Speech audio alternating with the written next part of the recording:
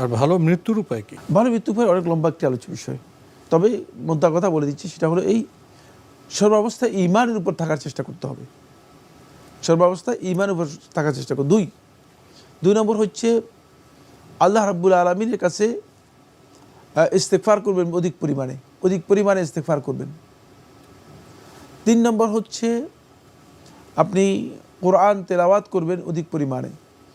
4 নম্বর হচ্ছে আল্লাহ তাআলার কাছে দোয়া করবেন হুসনুল খাতেমার জন্য, উত্তম মৃত্যুর জন্য, যে আল্লাহ আমাকে উত্তম মৃত্যু দান করেন। যে সমস্ত মৃত্যু থেকে রাসূলুল্লাহ সাল্লাল্লাহু আলাইহি ওয়াসাল্লাম আল্লাহ রাব্বুল আলামিনের কাছে আশ্রয় চেয়েছেন, সেগুলো থেকে আল্লাহ তাআলার কাছে আশ্রয় চাইবেন। খারাপ মৃত্যু থেকে আশ্রয় চেয়েছেন, মাউতুল ফাজা, হঠাৎ মৃত্যু থেকে আশ্রয় চেয়েছেন। আল্লাহ রাসূল সাল্লাল্লাহু আলাইহি ওয়াসাল্লাম কিছু মৃত্যু থেকে আশ্রয় চেয়েছেন আল্লাহ তাআলার কাছে, সেগুলো থেকে আল্লাহ তাআলার কাছে আশ্রয় চাইবেন। তাহলে আল্লাহ রাব্বুল আলামিন আপনাকে আশ্রয় দিবেন। এবং আল্লাহ রাব্বুল আলামিনের কাছে এটাও চাইবেন যে আল্লাহুম্মা ইন্নী আসআলুকা হুসনুল খাতিমা, হে আল্লাহ আমি আপনার কাছে উত্তম সমাপ্তি অথবা ভালো মৃত্যু চাই, সেটা দোয়াও করবেন।